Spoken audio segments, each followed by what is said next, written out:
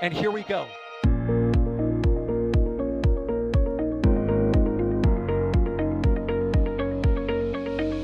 have liftoff. Propulsion continues to be nominal.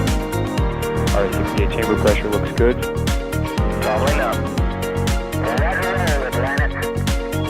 Water towers fly! Yes!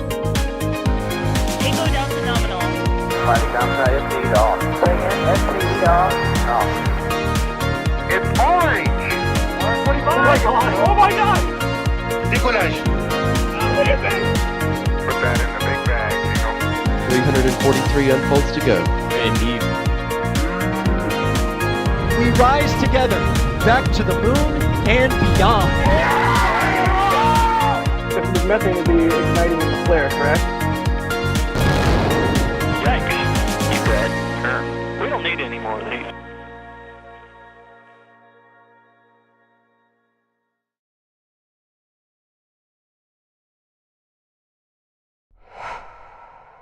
Hello everybody, welcome back to yet another launch live stream from Florida. It's approaching 1 o'clock in the afternoon local time and we are just under an hour away from the launch of Starlink Group 12-18 from Space Launch Complex 40 in Cape Canaveral. My name is Ryan Caton. Thank you very much for joining us this afternoon as we count down to see this beautiful Falcon 9 rocket carry even more Starlinks into the overall constellation that SpaceX has been constructing for the last 5 years or so.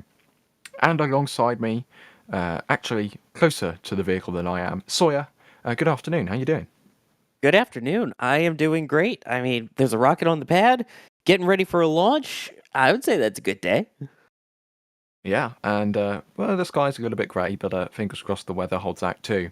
And of course, these cameras don't set themselves up in the field. First of all, we have D. Hello, D. How you doing? I am doing well. Yeah, like you said, the clouds are interesting today. Hopefully, the clouds all cooperate, but it is a great day for a launch here. Yeah, it's maybe they can find a gap to squeeze through. We'll just have to wait and see. Also out in the field, Max. I'm not sure if he's on comms, but Max is also out in the field for us this afternoon. So big thanks to both Max and D for rolling out to see this vehicle launch. And of course, thank you, all of you in chat, for joining us this afternoon. If you weren't here, we'd be talking to ourselves, and that would be rather embarrassing. So thank you all for coming along. First of all, kicking things off very quickly with a little bit of support here. Before the stream even got started, we had Ivan becoming a PadRap member and Daniel becoming a PadRap member as well. So thank you guys so much for the support. And of course, if you have seen an NSF stream before, you know what to do. But if you happen to be new around here, we like to do a little Q&A. So if you have any questions for us, tag us in chat at NASA Spaceflight. That filters all the questions and all the comments that you want on screen into a nice queue for us, which means it's easier for us to comb through and see what we want to bring on screen. So tag at NASA Spaceflight. There you go. That'll bring everything on and organize everything, make it easier for us to ask questions. First, though, we can see those clouds, D. We can see the wind actually looks pretty calm looking at those bushes in the foreground there. How's the weather looking for a launch in just over 56 minutes time? So, actually, as far as the launch itself goes, the weather is pretty fine. They only have a 5% probability of violation, with the concern being those cumulus clouds that we see. And as far as additional risk criteria, they are not worried about upper level wind shear, booster recovery weather, or solar activity. Though, of course, Max and I are definitely keeping an eye on the clouds to see if we need to protect our cameras from any unexpected bits of rain. That would not be optimal. Let's put it that way. And Sawyer, I'll toss it over to you because we have a Falcon 9 vertical at Slick 40, but do you want to give us a little bit more insight on what exactly SpaceX is launching today? Absolutely. On board the vehicle you see in front of you are more Starlink satellites. There are 8 of the normal V2 mini satellites, as they're known, and 13 of them which are equipped with direct cell which some of you may have seen more advertisements for it recently, but that is in cooperation with companies like T-Mobile to be able to provide internet from space to your cell phone. As for the vehicle they will be launching on, you can see some fun facts here about this Falcon 9 flight. So, this one is the 20th launch of the year for SpaceX, and already 6 launches here on the 11th day of February. The 83rd Falcon launch since its previous failure, the 435th orbital flight, and 232nd for SpaceX from this launch pad. It will be landing downrange on Just Read the Instructions, which is currently 108 for 109. So, as always, this is not your ordinary Starlink mission as we continue to grow those numbers. If every Starlink isn't the ordinary Starlink, does it become the ordinary Starlink? I don't know. Never ordinary. The day that rocket launches become ordinary is the day that I'm in a coma. Yeah, this is there's a reason everyone's now showing up in chat, because they want to see a rocket launch, and rocket launches are cool. We can all agree about that. So let's have a look through here. We're getting some interesting questions so far. William with the obligatory "What are the 4 towers for?" But jokes on you, because Sawyer, I'm actually going to ask you this question seriously. This was one of those inside jokes that was on every NSF stream like a couple of years ago, and then it kind of died out a bit. But I'm going to bring it back. I'm going to bring it back for today's stream. Sawyer, what are those 4 towers for? Not the one in the middle, but the 4 around the outside. Yeah, those 4 towers with the little white bits on top, those are part of the lightning protection system out at the launch pad. So if you look really closely, you can see that in between those 4 towers, there are these very thin wires. Those are called catenary wires. So the goal is that rather than striking the vehicle with lightning, which if you've seen anything related to Apollo 12, you'll know is a very bad thing unless you are able to flip SCE to aux. So that will then take the lightning and then take it away from the rocket and ground it so that hopefully the vehicle is safe. So that is what those 4 towers are for. And again, it's not the towers themselves that are the ones that deal with the lightning. It is the wires that you see in between them. Mm-hmm. And by the way, I do just want to mention there is a t-shirt with a fantastic pun about the 4 towers at shop.nasaspaceflight.com. Of course. I'm having a look through the boosters here very quickly, and I think if never mind. Okay, I was going to say maybe this was the first booster of to be reused to fly twice in 2025, but it's definitely not. There was one from Vandenberg, and there's been another one from 39A. So this definitely is not the first booster to be reused in 2025. But that's also quite something, considering that they have now flown multiple vehicles twice in the span of a month and a half. That's quite impressive in terms of the cadence and stuff like that. Alex confirming to me in the chat that it's very far from being the first, so definitely not a fact for today's stream. But speaking of cadence, we have a Shonin, sorry if I pronounced that incorrectly, asking, what is the biggest thing that is inhibiting a higher than the already amazing cadence with Falcon 9? Is it recovery ability, second stage production, lack of customers and payload? Sawyer, first of all, what do you think? I think it's going to be the second stage production because you have, obviously they've gotten pretty good at turning things around. There are the options for RTLSs if there's really a problem with recovery cadence. But if you've watched anything just from Fleet Cam on Space Coast Live, just to see how quickly now they've gotten at unloading a booster and shipping it right back out to catch the next one is unbelievable. But those second stages are not reusable. Those have to be built every single time for every single mission. And you're talking about using a rare earth metal niobium. So it takes a lot of that material to make these engines. And sure, you've got the stubby nozzles, which are using less material, so they're able to be produced faster. But the mission has to be able to withstand the stubby nozzle, which means less performance. So it's a give and take there. So I think that second stage performance is likely going to be the biggest hold up for them to increase that cadence. Dee, what do you think? Do you think it's the second stage as well, or do you think that the pads could have something to do with it? I mean, It's all speculation from my part, but I feel like there are certainly some times where the pad turnaround will limit them time-wise, and perhaps there are others where it's the second stage production.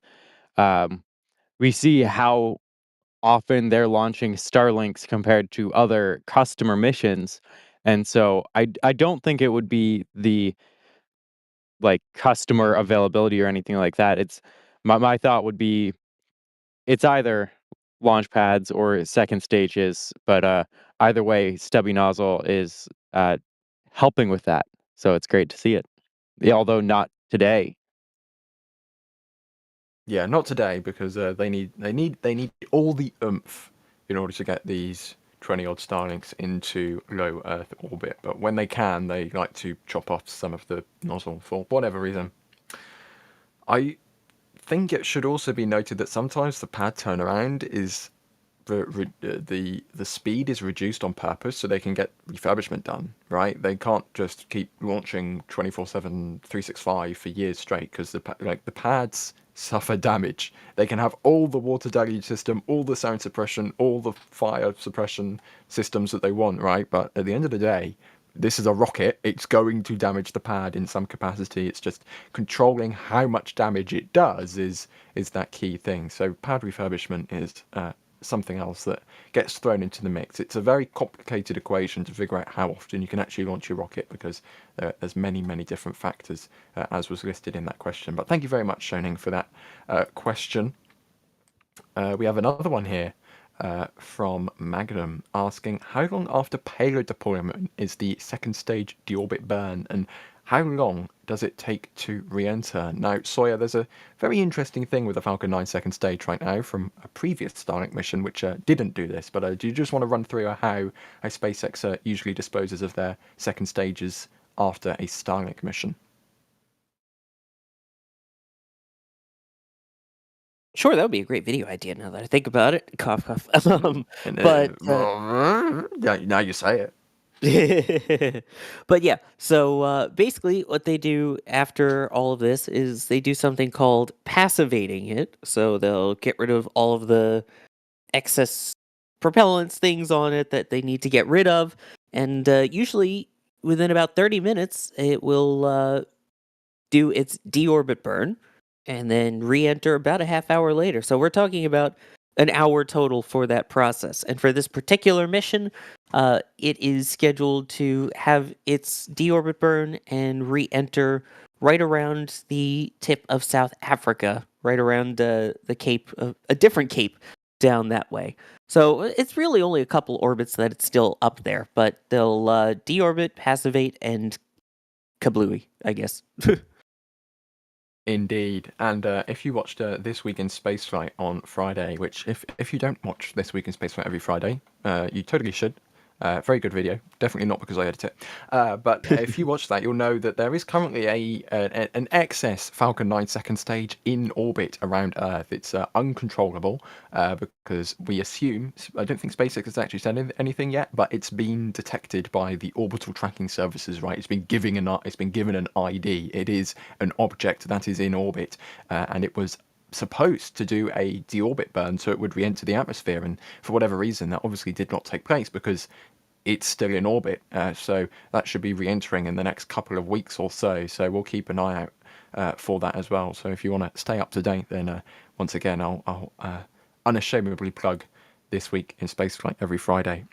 Currently in a 249 kilometer by 263 kilometer orbit, and of course, that atmospheric drag. There is atmosphere up there, believe it or not. Little traces of atmosphere causing drag, so it'll eventually be dragged down back to Earth.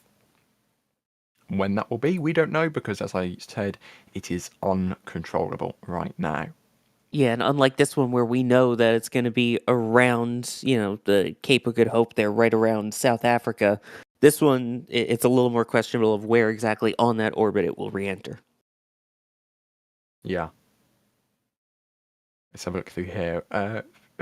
This is a bit of a throwback question. This one is from New Normac, asking, do you think we'll ever get to the point where the second stage resources will be recovered and returned? Now, Sawyer, Falcon 9 second stage recovery was one of those ideas that was floated by SpaceX, and they did some concepts, they did some renders, but they never really worked on it, did they? They really just stuck to that first stage reuse. You might even say they bounced some ideas around. Oh dear. Yes, for those who don't know, one of the original ideas that they had considered was basically like a bouncy house to be able to catch and recover the second stage of Falcon 9. That was quickly scrapped, so that didn't end up actually happening, which would have been really cool. But since then, there has been no real discussion about reusing Stage 2. And just from a personal opinion standpoint, I don't really see that happening in the near future because their main goal is to eventually retire Falcon 9 and do everything with Starship, which obviously has a reusable second stage, given that that's the actual ship portion. Yeah. Yeah. The Falcon 9 development, especially when they entered the Block 5 era, essentially did a big slowdown, right? They still optimize and squeeze out performance from the Falcon 9 Block 5 version of this rocket, but the Block 5 is like the last major development upgrade for Falcon, and SpaceX did that in order to get the vehicle crew rated, because of course if you're changing major aspects of your vehicle design every 5 minutes, like they kind of were in the V1, V1.1, V1.2, V1.24 thrust, V1.24 thrust Block 4, all of those versions and silly naming conventions, that's quite difficult to crew rate if you're changing your rocket every 5 minutes. So that's the reason why the development was pretty much frozen there for that crew rating. Ryan S., good name, is asking, do we have any info on the Slick 40 crew missions? D, is there anything further? Do we know when the next flight from the next crewed flight might be from Slick 40? Because of course we've already had one. We had a Crew 9 launching last year, back in September, the first crewed mission from Slick 40. Do we have any info on future crewed missions from that pad? I am not too certain. So we have a couple crew missions coming up in the next few months, but as far as exactly where they will launch from, we're not certain. Of course, we've got FRAM and we've got the operational crew missions to the ISS, but we aren't certain where they'll launch from. Yeah, they make these assignments, rather I should say it's difficult to make these assignments months ahead of time because you don't exactly know the precise time that all of these missions are going to be launching, right? So the good thing that the benefit of having 2 operational crew capable pads for SpaceX is that they can say, if they've got a Falcon Heavy hogging up Complex 39A, they can say, all right, we'll launch the crew from pad 40, which is exactly what happened in September. Or say if they have 2 crew missions that want to go at the same time, they can launch one crew from 39A, one crew from 40, and they can just, I guess, roll the second stage in the Dragon to whichever integration hangar needs it best. Because yeah, we've got FRAM 2, we've got Crew 10, we've also got Axiom 4, we've got so many crew missions coming up in the next few months. So SpaceX really going through their entire Dragon fleet. And Sawyer, I believe they're also going to introduce a new Dragon to the fleet as well. I think they're building a 5th one right now, which is the reason why Crew 10 isn't launching just yet. Exactly, yes. The goal is to have 5 Crew Dragons in the fleet, and the 5th one is under construction still.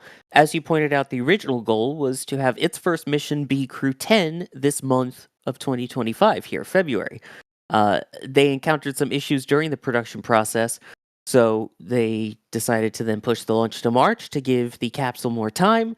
And beyond that, they're likely going to end up switching that out for a previously flown Crew Dragon capsule. But that 5th Dragon capsule will still fly. We'll see what we get for the name and all of that, but it is in the works. And beyond that, I believe that is their final scheduled crew capsule to be built. Mm-hmm. Yeah. Reuse is very useful. You don't have to build a crew capsule in every mission, you know? Someone should have thought of that a long time ago. Hey, let's have a look through here. What, you mean like Space a shuttle. winged vehicle that could launch and then Maybe something land that back? something that could land on a runway. Maybe, I don't know. It just seems like kind of a one of those ideas which they should have come up with a while ago. I don't know. Which, fun fact, on this day was the first ever landing at the shuttle landing facility at the Kennedy Space Center going back to the early 1980s. It was STS-41B. So, yeah, And you would know that too if you followed us on all of our socials where we post some of these cool on this days on Facebook, Instagram, X, all those. So check that out. And also our Shuttle Sunday on the mission too. I completely forgot. I saw the post earlier, but I completely forgot in the process of getting ready for this stream. So thank you very much, Sawyer. Of course, I Let's saw have a that. look I'm like, through here. oh, that's cool. I got to mention that, especially with it being from Cape Canaveral for the launch. Put that to one side. Keep that for later. We have a tip here, $5 tip to tips.nasaspaceflight.com. Just a bit more of a direct way to support us from Ethereal Swordsman, who I think, if the way I'm understanding this very long comment is describing how to make your fuel as damaging as possible, says that an idea, a bad one, but an idea. You usually use aluminium to densify the fuel. So if you put some more in, put some iron oxide in it, thermite solid fuel, you can do as much damage to your pad as possible. Also probably a solo Merlin about to fire at McGregor again after they aborted a burn. So if you have McGregor Live open on another screen, don't close this tab, open another tab and bring open McGregor Live. There is engine testing all the time at McGregor. So a very, very good stream to watch. But don't forget that you had the tab open and then all of a sudden you're working and then you just get blasted with a raptor going, what was that? That has definitely happened to many people in this company before. I can confirm that. But yeah, because we have Space Coast Live and Starbase Live, there might not always be a test that day, might not always be a launch that day, but I can guarantee every single day of the year, pretty much, there will be at least one test from McGregor. So you should always, if you're ever craving some SpaceX testing, McGregor Live is the place to go. We have an interesting question here from 11. I'm not sure if we'll know for this specific mission. However, they're asking, how long can you see the Starlink train in the sky after deployment? Now, Sawyer, I think these sightings might have become less common over the last few years. SpaceX has been working to make their satellites less visible from the ground, but do you know roughly how long-ish you might be able to see them if the lighting conditions are right? Yeah, as you pointed out, they're definitely darker than they used to be from the very early Starlink trains, which those were really bright and really cool, honestly. Otherwise, it's kind of hard to give an exact time. I've seen photos of people seeing it about 2 days to 3 days afterwards, potentially a little longer. But as they start to spread out a little more, and then as they raise their orbits to go a little bit higher, you get less of a view of them. So usually within the first couple days, you get a decent view. If you've ever done any, astrophotography or things like that, where you're looking at the sky with long duration exposures, I'm sure you'll also be able to see some Starlinks occasionally in those shots.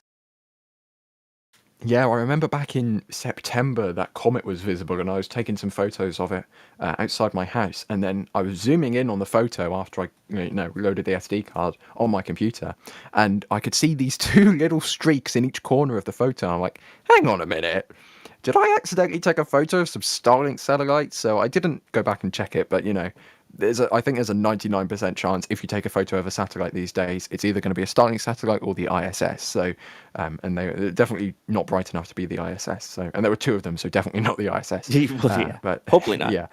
Yeah, definitely. Yeah, maybe Given not how until many 2030. given how many Starlink satellites there are up there and how many continue to be sent up on such a regular basis, yeah, probably a Starlink. Indeed, and wonderful view there from Fleet Cam, the new Fleet Cam, I believe, of Port Canaveral. A couple of weeks ago, Das and Gage went out, installed Fleet Cam 2.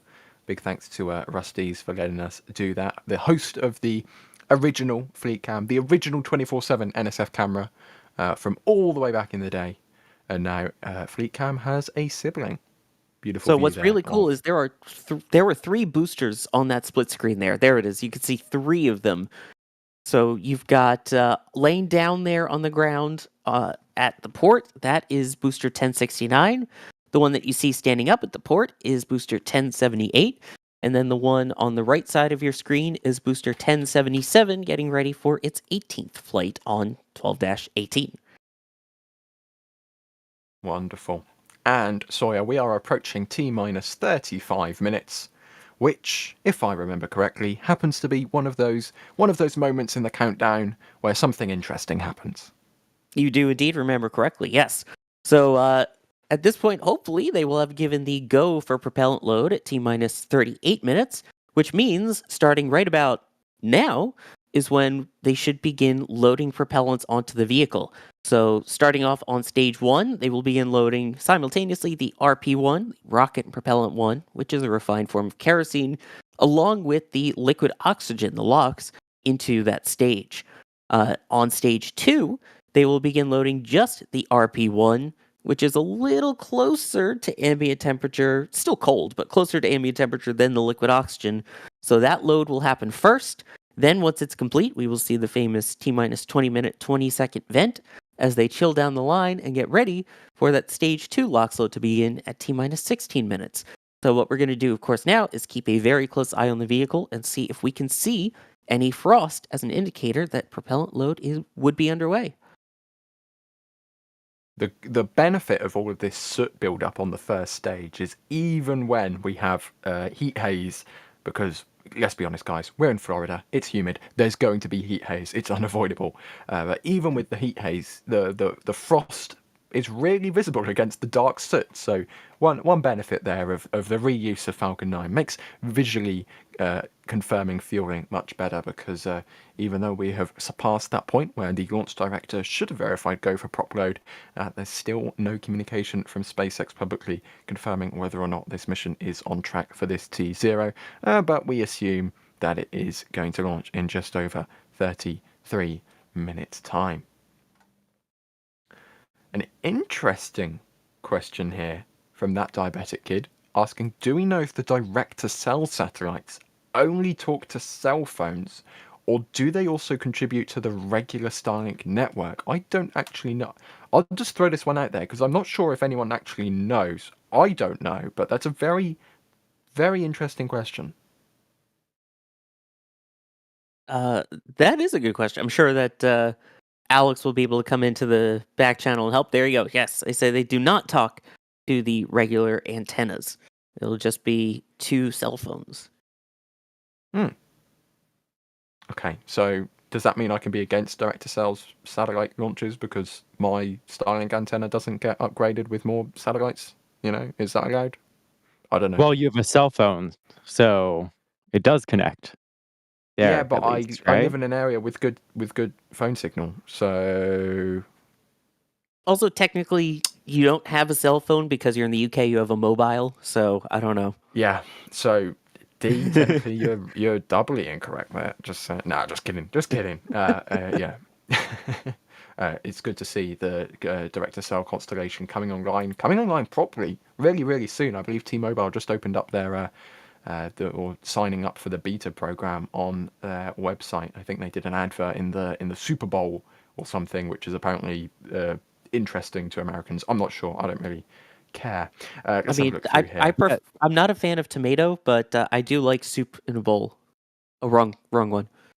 So you actually don't even have to be a T-Mobile customer during this beta that they have talked about. You can be a part of any carrier.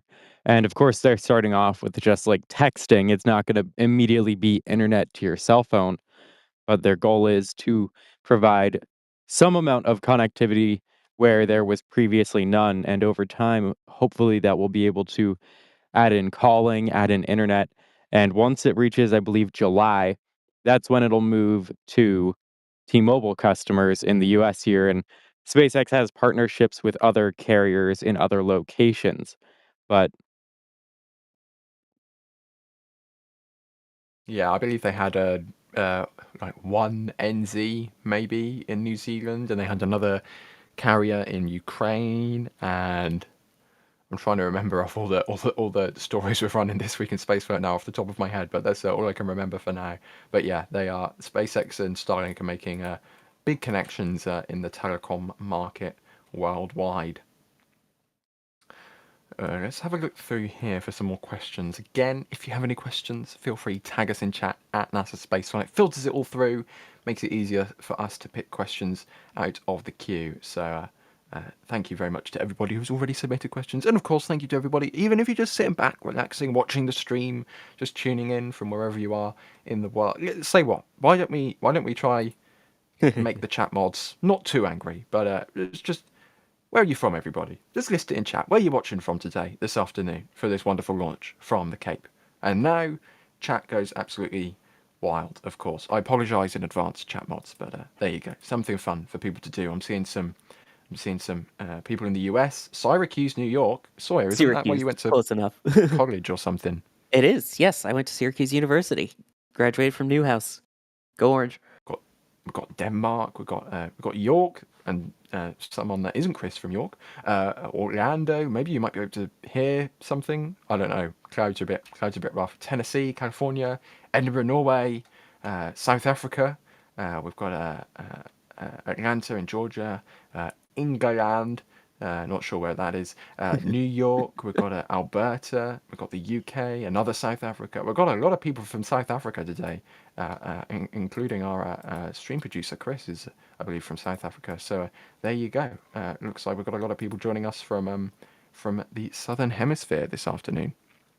And as we take a look at this view from Carl's Park, I believe, from Max, who's been able to spool up his camera even in the horrible, cloudy, just dull weather conditions, I believe we are seeing frost, Sawyer.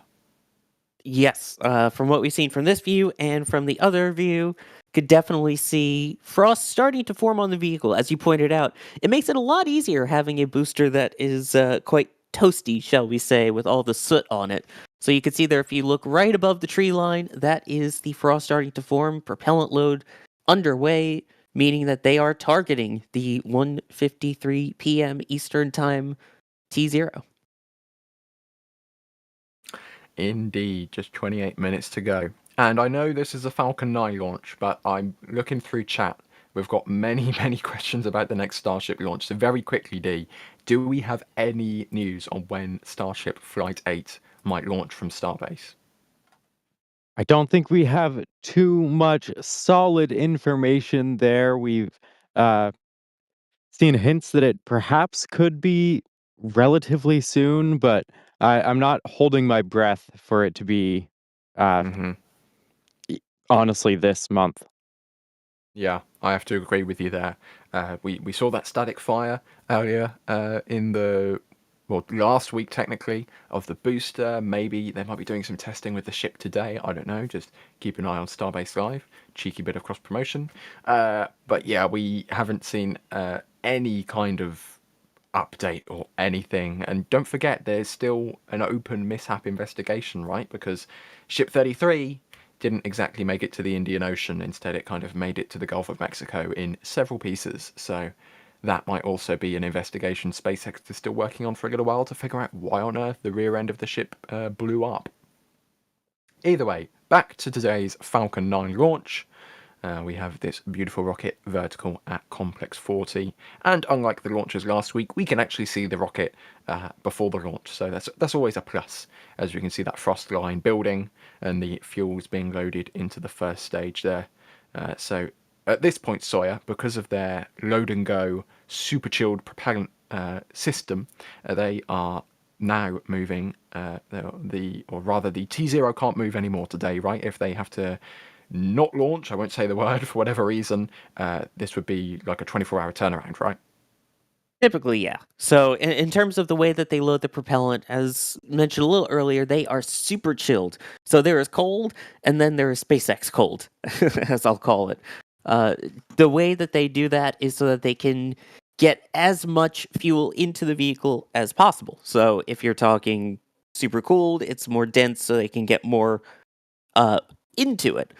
As a result of that, though, the way that they load it up, as quickly as they load it and as cool as they have it, once they commit to that T0, they are going for that T0. If for any reason something comes up, then yeah, they would have to stop fueling and try again another day. I'm making sure I don't say the word. Yeah.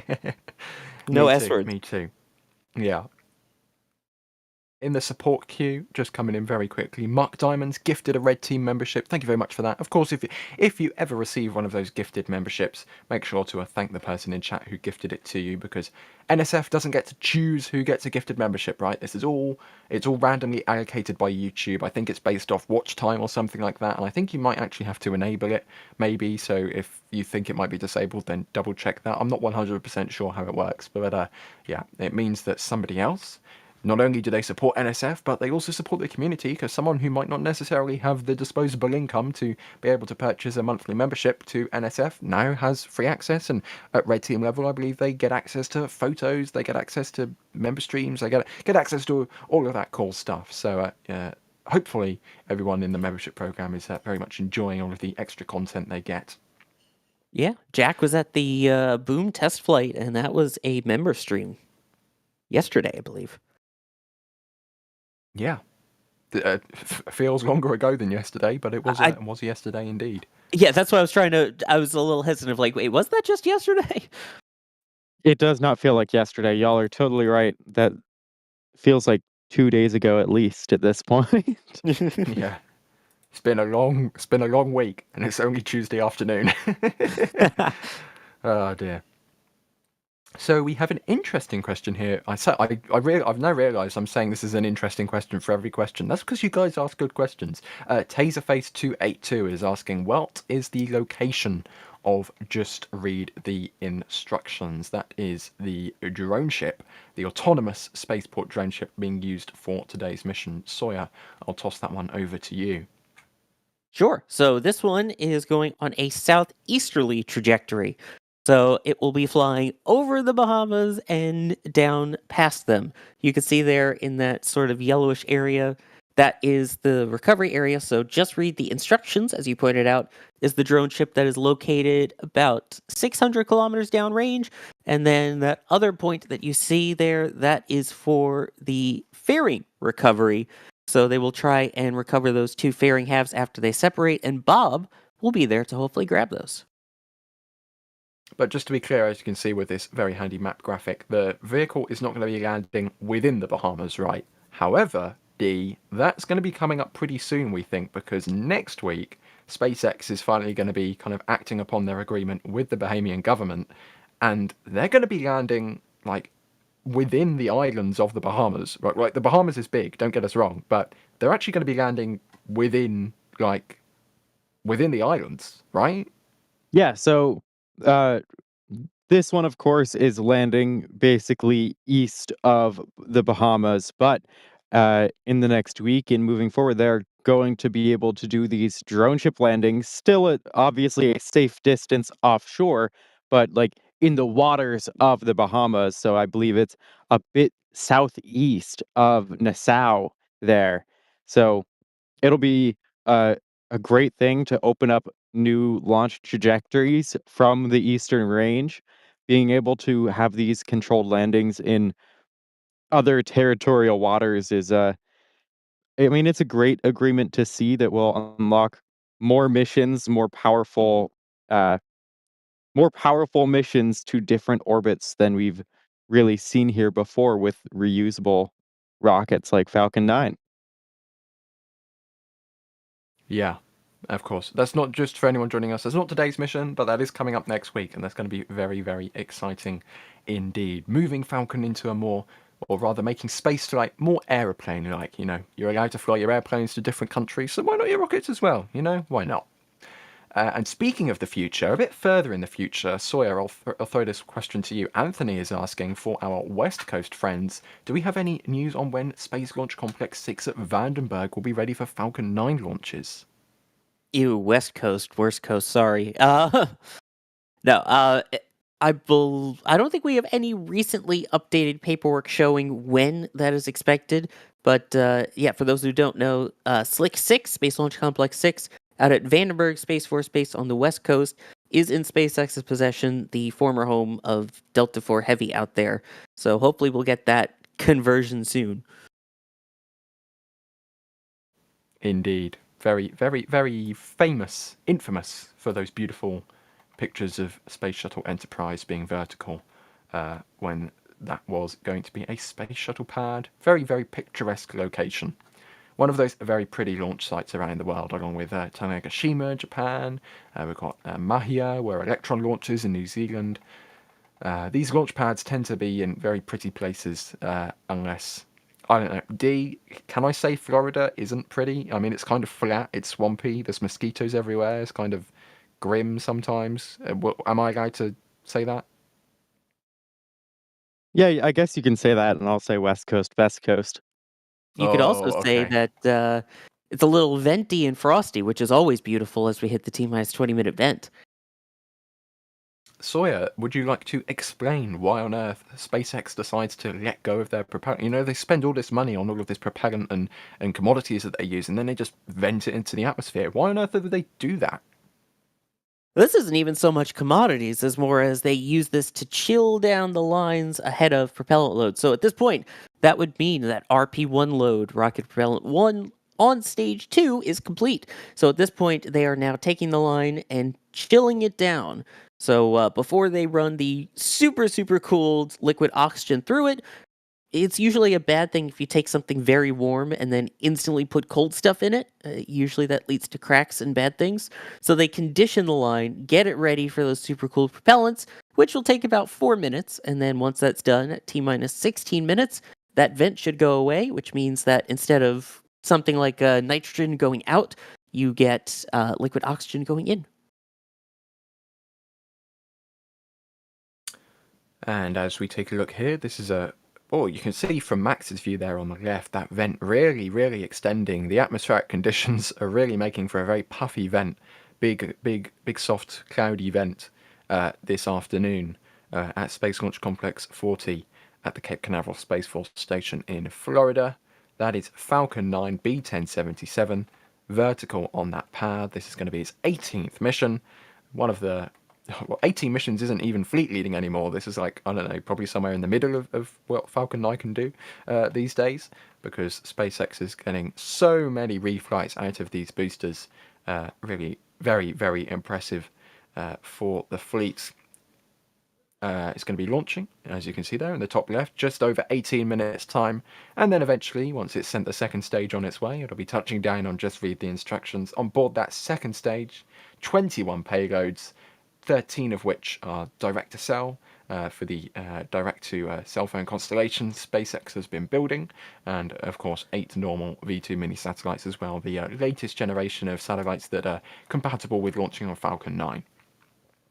Of course, the newest Starlink satellites are going to be the V3s very soon, but they'll only be able to fit on Starship because they are going to be absolutely ginormous.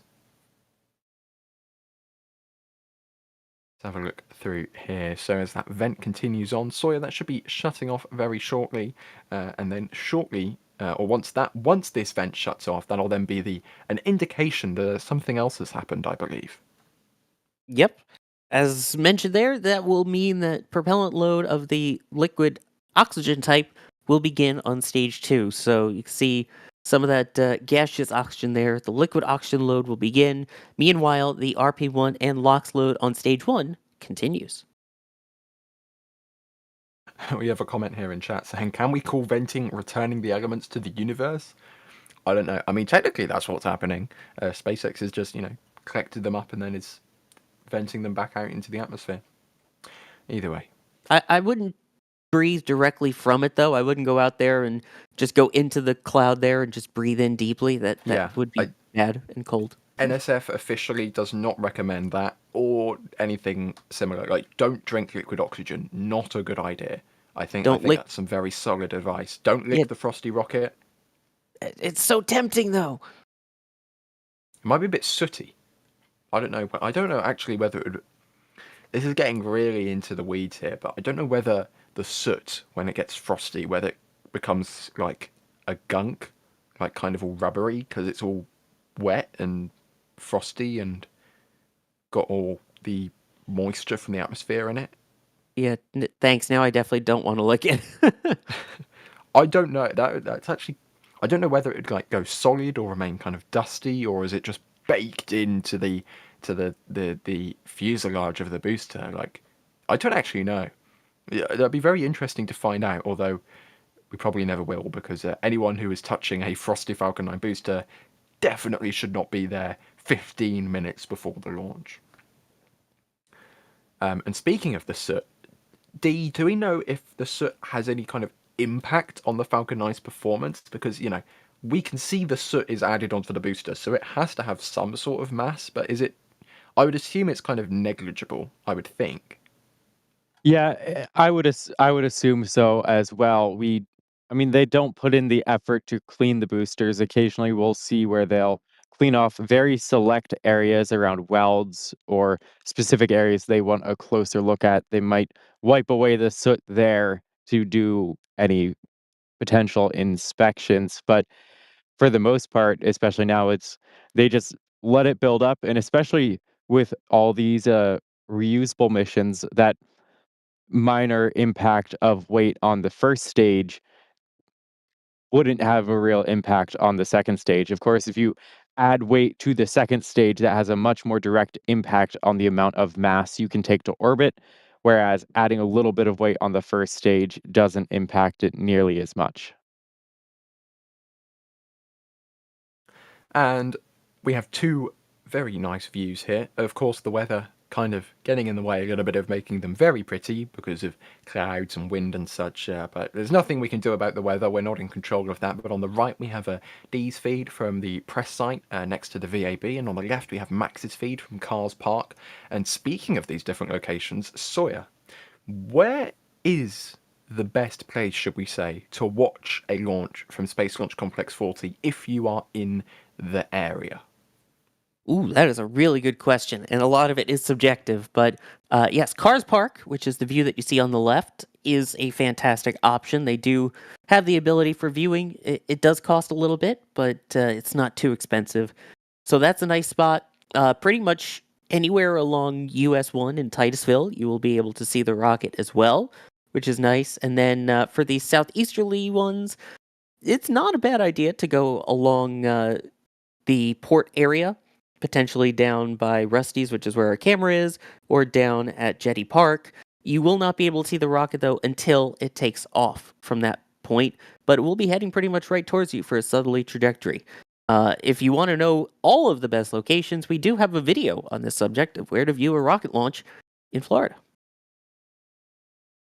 Hopefully the chat mod's going to find that and get that sent in the chat. Yeah, it's a very informative video which covers all of the pads and all of the rockets and all of the locations which you can watch from. I will say the options in Florida are much more varied compared to some other launch sites. Let's say Starbase, where you kind of just have to go to Whistle Bunker and hope for the best. But there you go. Let's have a look through here. Oh, this is... I don't want to say every question is interesting. Every question is interesting, right? It's kind of what I've been saying for the last hour, so I might as well continue at this point. Do you think launching... I think I know the answer to this, Sawyer, but do you think launching a Starship from the Falcon 9 pad would be a good thing for that pad or a bad thing? I think if it depends here. If we're talking about using the pad as it is, pretty bad. But if we're talking like the work that they're currently doing out at Pad 39A for the Starship Tower there, or what we'll see at their potential other locations, I think it's a good thing as long as they perform all of the testing, do all the environmental assessments, and yeah. I mean, we will see Starship launch from the Cape. That is the plan, and I'm excited to see that happen. Yeah, just gonna take it. With Starship Flight 1, you definitely want some adequate suppression and protection underneath your orbital launch mount for Starship, because if you don't, you might free excavation services, I guess, just launch your Starship from whenever you want to dig a big hole. I don't know. Yeah, and for Anyway. Falcon 9, you may notice during the launches that there's water towards the bottom right before liftoff. As the rainbirds, as we like to call them. So that will deploy water, which is meant to help with sound suppression. And yeah, basically, that would be compared to what they use now with the upside down shower head, so to speak, at Starbase with that water system. That would be the equivalent of dripping water from a faucet as opposed to spraying water out of a fire hose. So yeah, that would not be great here. Yeah, indeed. And excuse me, something else that I've been thinking about is the venting that we were talking about earlier, right?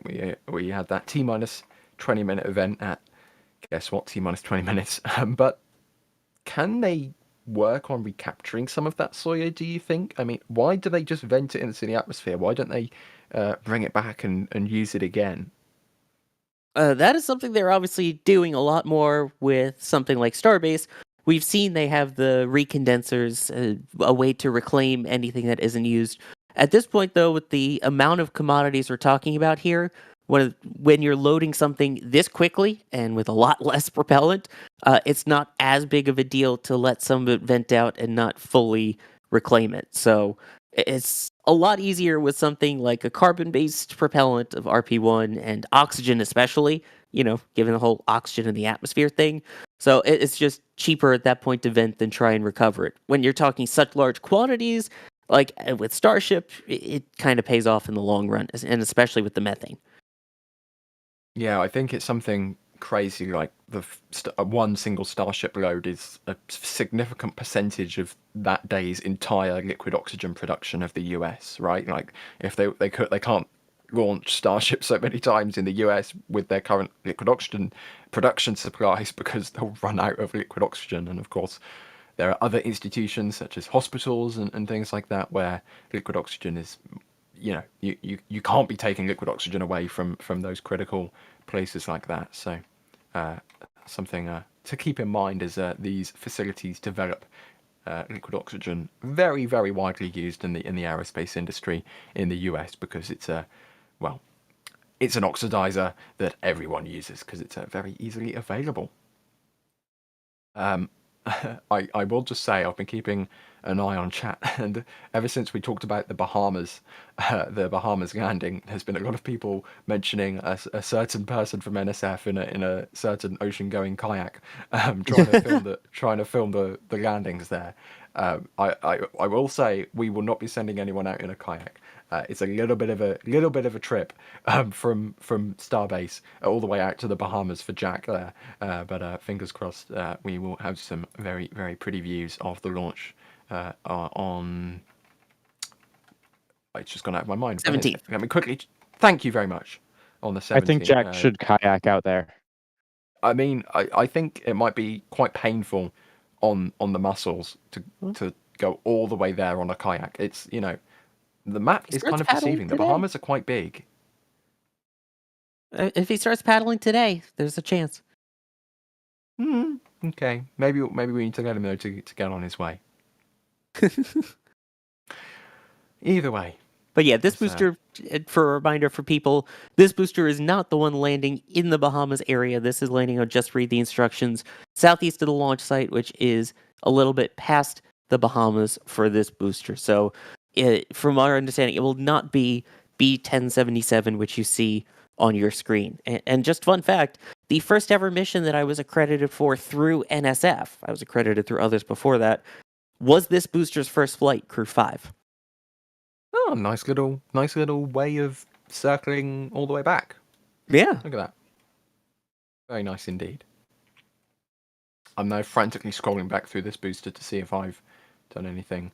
Yes, which for those who don't know, this was Crew 5, GPS 6, Inmarsat I6, Galaxy 37, CRS NG20, Optus X, and then a bunch of Starlink missions. Oh yeah, I remember Optus X. No one can actually figure out what on earth Optus X was for.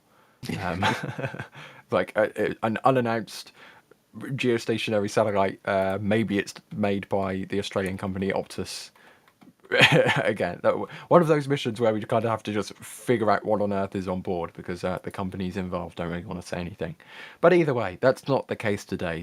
SpaceX thankfully does inform us what is on board the Falcon 9s when it isn't classified. And on board today, if you're just joining us, we have 21 Starlink satellites, 8 of which are of the normal V2 mini variety. That's the latest and greatest satellites that can fit on board Falcon 9.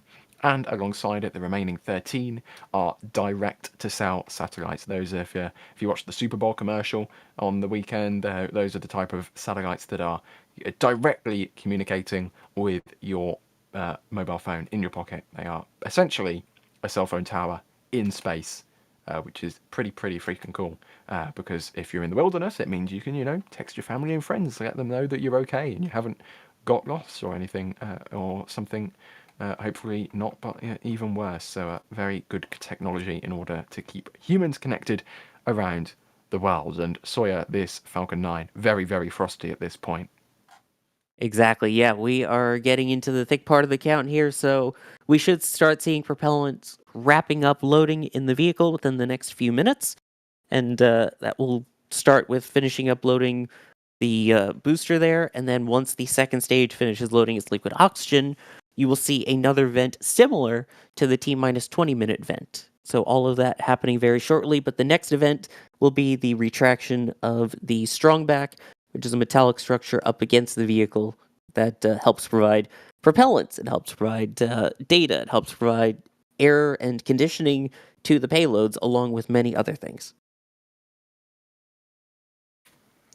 And as we approach T-minus 4 minutes, we have a confirmation from the launch director, SpaceX, that they are targeting this T0 in just over 4 minutes' time, which we already knew because of the fuel, but it's nice to get some confirmation from the launch operator themselves. And at this point, I'm going to bid D farewell just for the moment, so hopefully you can get some pretty cool tracking shots of this vehicle launching from Slick 40.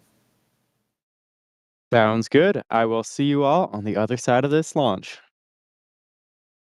And I will also, he's not on comms today, but Max Evans is also out in the field for us. I'll bid Max good luck as well as we get ready to see this Falcon 9 launch in just under now 4 minutes' time. Sawyer, very quickly for us, do you just want to run us through the next few events that we'll see? Because I believe we'll see a lot of things happening in a rather quick succession as we get to the pointy end of the count. Yes. So, as mentioned, that strong back retracting a whopping 1.8 degrees. It will throw away completely once we get to the launch portion itself. Next up, we will see propellant load wrapping up on that first stage. So, that will be finishing up the RP1 and the liquid oxygen load. That will be followed by stage 2, liquid oxygen load completing. That means the vehicle will have all the propellants on board. Then at T-minus 1 minute, the tanks will pressurize to flight levels, and Falcon 9 will enter startup, where the onboard computers will take control of the countdown. At T-minus 45 seconds, that is when we hope the launch director will give the go for today's launch. Then at about 10 seconds or so before launch, the Rainbirds, which is a water suppression system, will activate. T-minus 3 seconds, we hopefully use something called T-TEB to get those 9 Merlin 1D engines ignited, and then at T0, we hopefully see liftoff. And for this mission today, Falcon 9 is going to be launching to the southeast. It's going to be flying just to the north of the Bahamas. So if you are to the south of the Cape in Florida, if you are in the Bahamas, if it's not cloudy, maybe look up, see if you can see anything. The sun, the lighting conditions, though, are not going to be best for those kind of long distance viewing opportunities, should I say. Those are more better around sunset and sunrise, because you can have a darker sky with a sunlit rocket in the sky. So there you go. But if you don't have any clouds, unlike at Slick 40, maybe peek outside in a couple minutes and see what you can see. And so far, everything looking like it's proceeding as planned up to this point. So again, we'll keep an eye out for that big vent happening, which will mean all of those propellant loads are done. That'll be a final purge of that liquid oxygen line, because having all the excess oxygen with fire going by is usually not a great thing.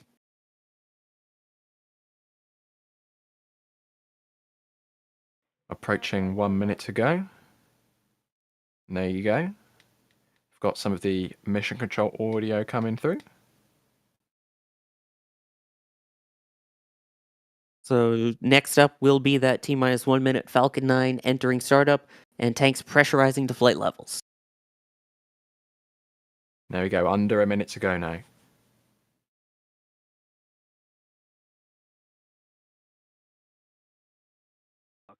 Keep an ear out. There we go. The startup has officially started. We should be getting a go from the launch director. Of course, SpaceX's feed is going to be a little bit delayed, but we should get that audio from SpaceX confirming that we are go for launch in just a few seconds. Launch director, go for launch.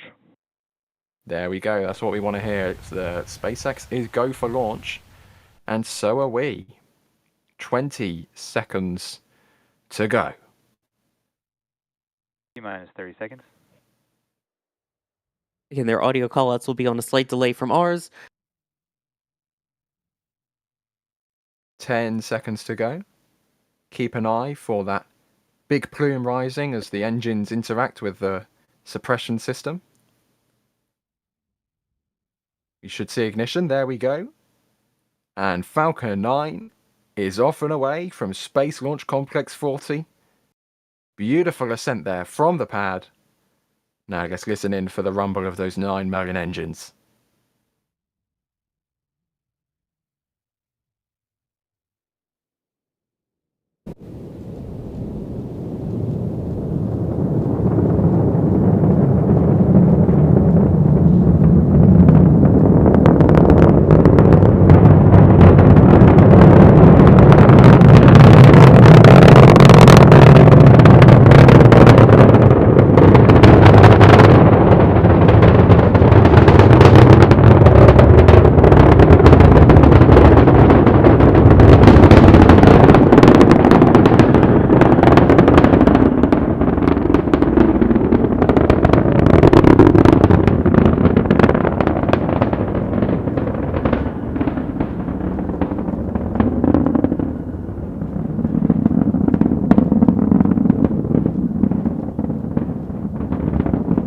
Just over a minute into flight. You can still hear that crackle of the Merlin engines in the background.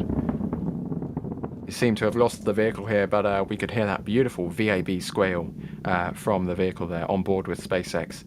Oh, and the clouds have appeared to create a wonderful little partition there for the vehicle to launch through from the Cape there. You can see the shoreline in the background of that onboard shot there as Falcon 9 rides into space. We are way through max Q, the maximum aerodynamic pressure this vehicle will face.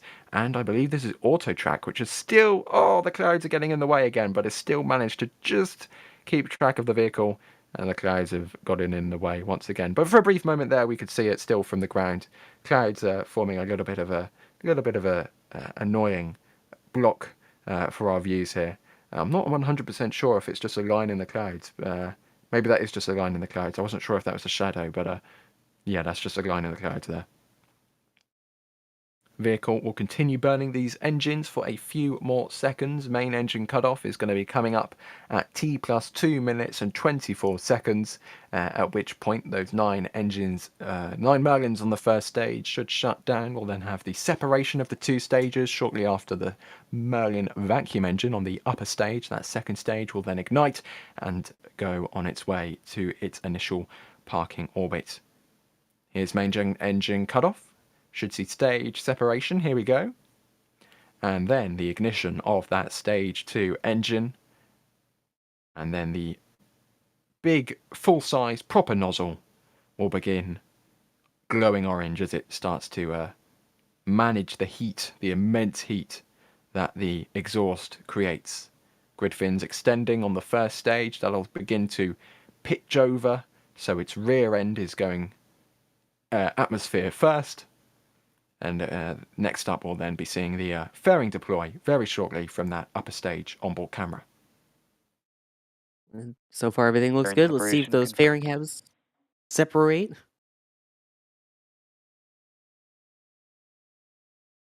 Beautiful. And it seems like those are ones that have indeed previously flown and pretty recently from the looks of it.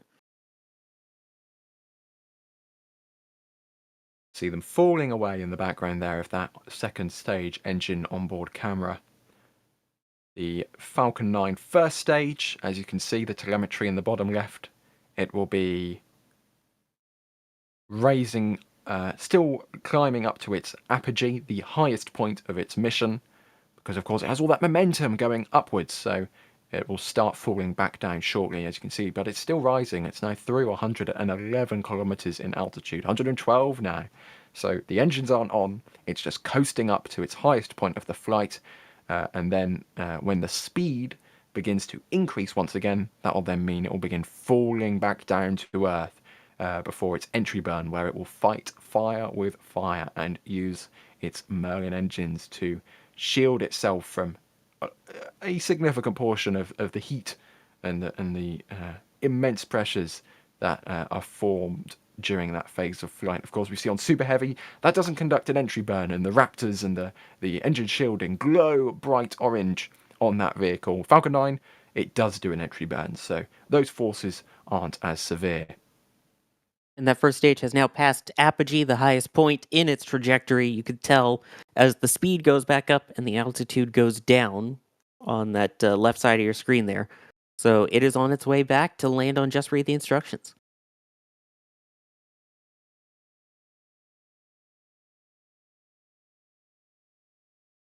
And everything looking good on both sides of the screen here from what we can see.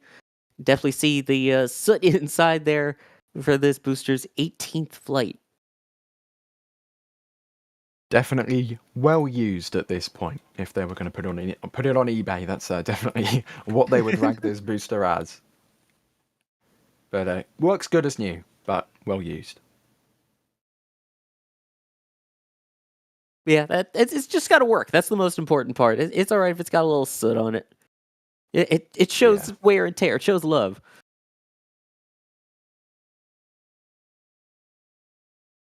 So here we go. We are now pitching that first stage back over now, pretty much the exact opposite direction it was facing before. We have the engine end facing Earth. That's the correct way around. And it will begin re-entering the atmosphere very shortly, with that entry burn coming up in just a few seconds. Stage 1 entry burn startup. Stage Here we 1 go. We've got FTS confirmation safe. from the mission control. We have ignition, and we could hear there, Sawyer, FTS has saved, and that means, I believe, the flight termination system, they don't need to use it anymore, do they? Correct. Yeah, at that point, the flight termination system, which can destroy the vehicle if something goes wrong, isn't really needed based on this point in the atmosphere. But you can see there all three engines looking good on that burn, obvious by that Stage 1 straight entry burn line shut there. down. And that looked like a good burn. But yeah, at this point also it's worth noting, in terms of the landing portion, the booster is not Stage 2 aiming at the FTS drone has ship. saved. It is aiming next to the drone ship, so that's why they don't really need the FTS. So if something goes wrong, they just don't command it to steer towards the drone ship in an attempt to save the ship and destroy the vehicle. Obviously, if everything is working good and all is on track, then it will command itself to turn and steer towards the drone ship and land. Indeed, we've seen many camera clips from onboard the drone ship from a few landing attempts in the past, where maybe there's some birds on the deck of the drone ship. We see a slight orange glow in the distance, and then the birds fly up and down Stage 1 for a transonic. moment. And as that Falcon 9 re-enters the ocean, let's put it that way. But as we heard, the stage is now transonic. It's soon going to be subsonic as it approaches the thickest parts of the atmosphere. We can really see the atmosphere taking its toll on those grid fins, shaking the vehicle about as it comes in Stage hot, 1 landing burn. ready for that drone ship. Here comes the landing burn. We can see the drone ship underneath that left-hand grid fin there. Slowly Stage 2 descending terminal guidance. down to the deck. That drone ship's going to get bigger and Stage bigger 1 and landing bigger. leg deploy. Those four landing legs will soften that touchdown. They are fully deployed at the last second, and Stage 1 touchdown landing confirmed. of B-1077. It is on the deck of Just Read the Instructions. That is yet another successful landing to this well-used booster's record. And now keep an eye on the second stage. Second engine cutoff 1 should be coming up very, very shortly, in a few seconds here. And that booster now dash 19 after those 18 landings. Next up will be its 19th flight. Unbelievable. Stage 2 shut down. And there we go, confirmation from the mission control. Second engine has been cut off. There we go. That is an empty launch pad, an empty Slick 40. That means the rocket has launched, it's successfully landed, and that second stage has successfully inserted itself into its desired orbit just You might 9 even say minutes it's ago. DOS's favorite view on launch day. Yeah, well, we say it every time. We say it every time. It goes without saying now. But Well, there you the go. good news is we'll be able to see it leave the pad again multiple times with replays coming up very shortly. They are already being pulled. Indeed. So stay around for that, everybody, because we have some beautiful views coming up. We did only see the rocket from the ground for a few seconds. However, if we play it multiple times, that means we get more views of the rocket from the ground. That's how that works, right? That's absolutely how it works. And you also get views of it on all of our social channels too to see a bunch of cool angles as well there. So make sure you follow the socials to see all those replays, to see some of the cool replays and some of the cool pictures that our team from the field gets. It's awesome. Have a look through here. Not exactly related to today's launch, but we were talking about Vandenberg earlier, so why not? Ninja Guy Dan asking, is there a chance that Vandenberg will ever get a Mechazilla tower for polar Starship launches? What do you think, Sawyer? I wouldn't rule it out in the future, but I don't think that's going to be anything anytime soon. It would be really cool, yes, but you also have a lot of other issues to deal with given the trajectory of it, where it would fly. If it were to come back and land, would it be over Los Angeles? Which I'm sure there would be some complaints about that happening. So I don't think anytime soon, but maybe down the line. Yeah, definitely. One of those potential things in the future, maybe, perhaps, if maybe we'll find out. I think that would be a good way of categorizing Vandenberg Starship. Of course, I'm sure the Department of Defense would absolutely love a Falcon, a Starship to launch their big, fancy telescopes that definitely don't look at places that they shouldn't be looking at. But either way. Also, I have 4 words that probably solve everything. Southern Polar Launch Corridor. The words that Jack hates to hear because it means that SpaceX can launch to polar orbits from Florida and they don't need to launch from Vandenberg. Yeah, I mean, this year the first ever crewed polar mission is set to launch from Florida. So yes, Southern Polar Launch Corridor, baby. Okay, I can tell you're excited, Sawyer. The polar launches look so cool from here. Also, I live about 150 miles south of the Cape, so for the polar launches, it They goes just happen to directly fly over my head. directly over your house. They do. They go right over my head, almost 90 degrees straight up. It is the coolest thing to watch, and I love it. In case you can't tell. Well, I like the ISS launches because the rocket flies directly over my house about, 20 minutes after launch because it launches at 56 degrees and I happen to live about 55 degrees north. There you go. Right. The weather conditions haven't really changed, so it's not like pushing this launch any further back would have made the viewing conditions any better because it's still a bit cloudy. But either way, we did get to see the rocket for a little bit there when it launched just under 13 minutes ago. And as it says there on screen, we have launched, and B1077 successfully landed on Just Read the Instructions. Very, very pretty sunny midday landing on Just Read the Instructions there on the drone ship. And if you keep an eye on Space Coast Live, our venerable old Fleet Cam, and our new Fleet Cam 2 will be able to track that rocket as it comes back to port, probably in about 2 to 3 days' time. That's usually how long it takes to bring those boosters back, Sawyer, because they have to, secure it on the deck and hook up the support ship and then tow it all the way back. It's quite a distance, isn't it? Yeah, there's a little garage on the deck of the drone ship, and inside there is something called the octograbber.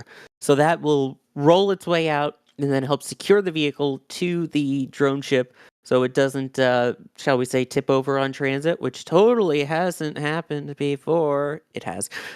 So that's why they have that now. And then they bring it back into the port, and you're talking a 600-kilometer journey with a giant stick on the deck. So it takes a little bit of time to get it back to port. Yep, and as we've seen many times in the past, more times than we'd like, it doesn't always make it back to port. It's depending how rough the seas are. Most recently, B-1058. Sometimes they don't make it all the way. They make it some of the way. Some of the booster remains on the drone ship. But yeah, it's not trivial. It's a very, very difficult process that SpaceX manages to do so many times a year and has made look quite simple. But it's not simple. They just do it so much that it looks simple. Yeah. It's so not simple. Literally no one else has done this yet. Like, nobody else. SpaceX are the only people doing this, right? They're so ahead of the game. That's how unsimple it is. They have tried on New Glen's first flight. They tried, but yeah, didn't succeed on the first attempt. There was a chance, but that chance didn't. Telling me there's a chance. So you're telling me there's a chance, didn't have a chance, even though it tried? Something like that.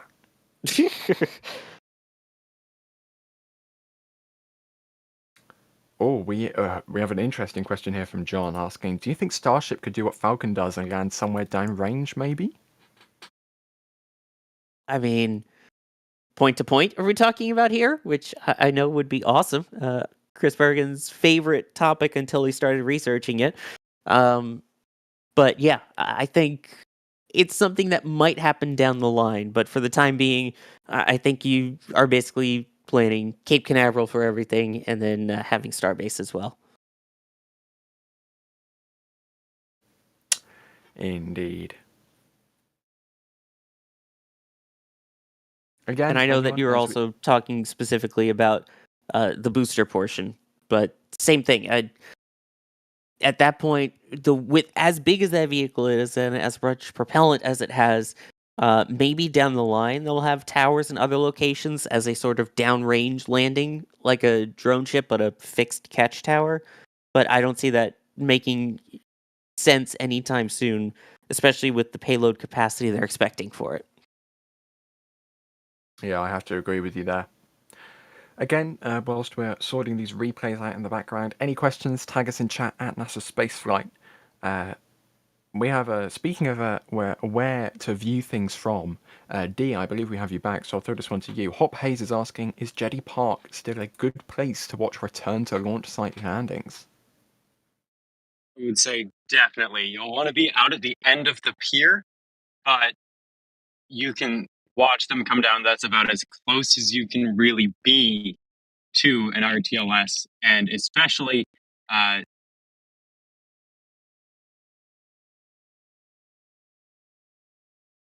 Seems like we may have lost D there for a moment, but yeah, it's a good place to watch from. Oh yeah, absolutely a great place to view it from. Let's see here. Laura, no Stubby Raptor nozzles, please. No, not happening. It's cursed enough as is with the Merlin vacuum.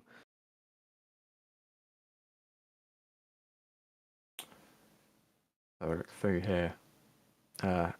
Uncle Yukon says maybe a couple emergency landing towers just in case. I don't know. It might be smart to have some unoccupied towers when we have a fleet of starships orbiting Earth. Maybe in case one of them needs to come back in an emergency.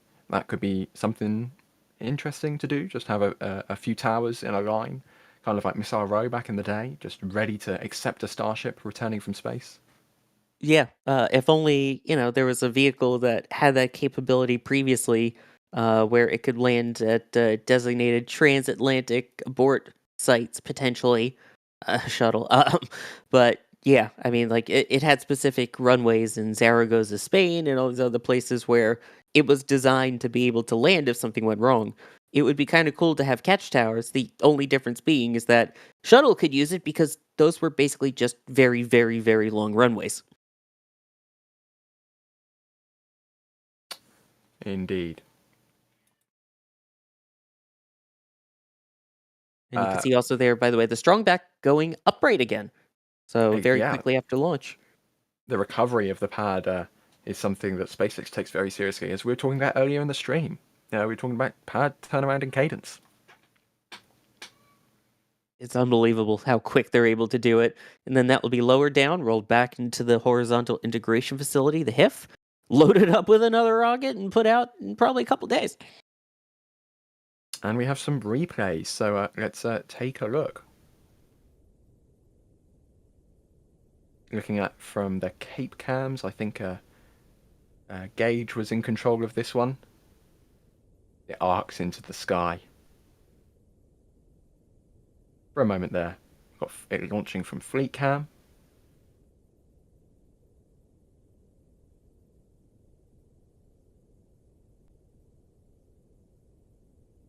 I always love the Fleet Cam view. And again, 3 boosters in the shot. Indeed. Just on the left there, and then one launching in the middle.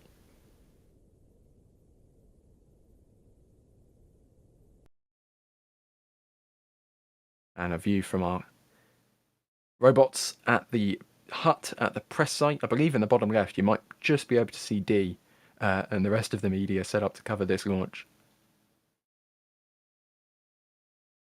Yeah, I think that is me there.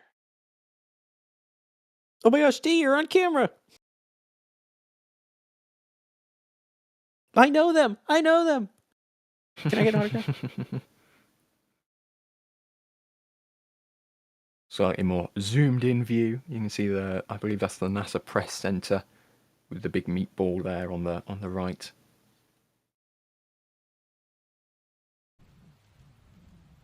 And we've got the behind the scenes camera from D. Speaking of on camera. Yeah.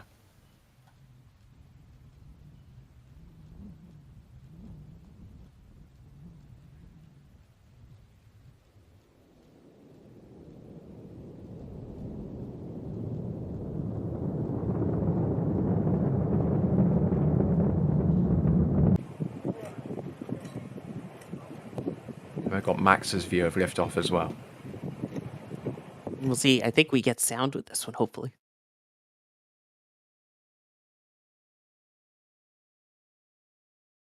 No sound on this one. One of them has sound.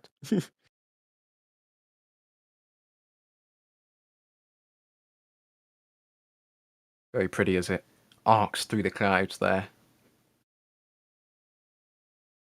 I love when we get the 2 different views. The view of it going downrange, then the side-on view from Jetty, or not, excuse me, not Jetty, from Cars Park.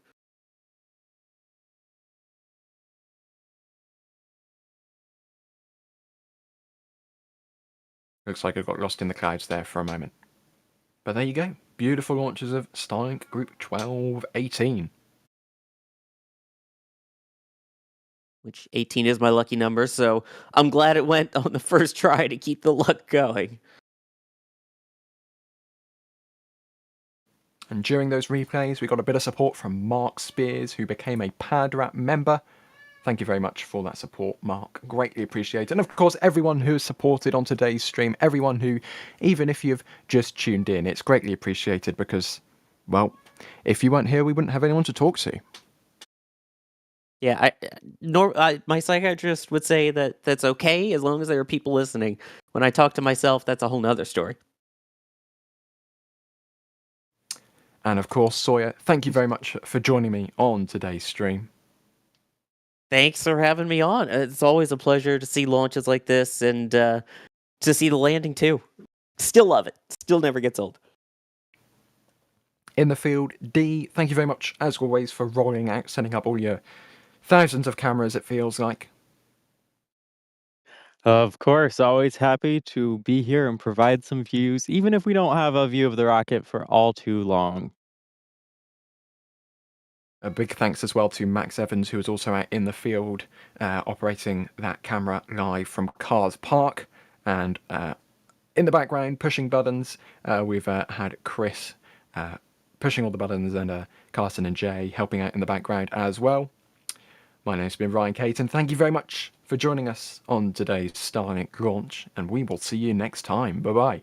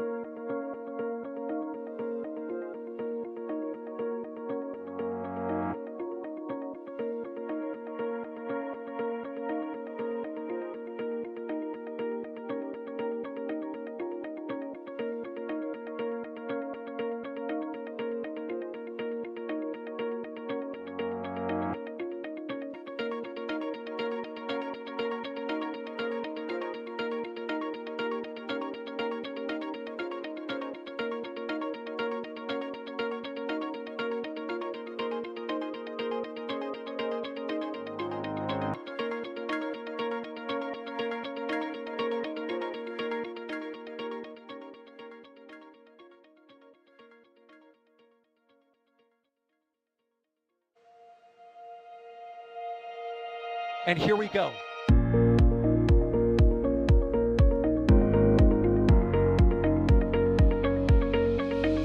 have liftoff.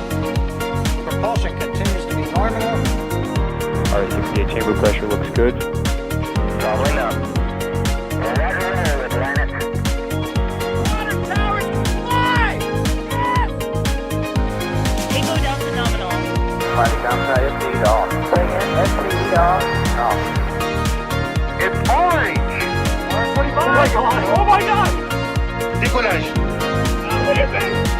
Put that in the big bag, 343 unfolds to go. Indeed.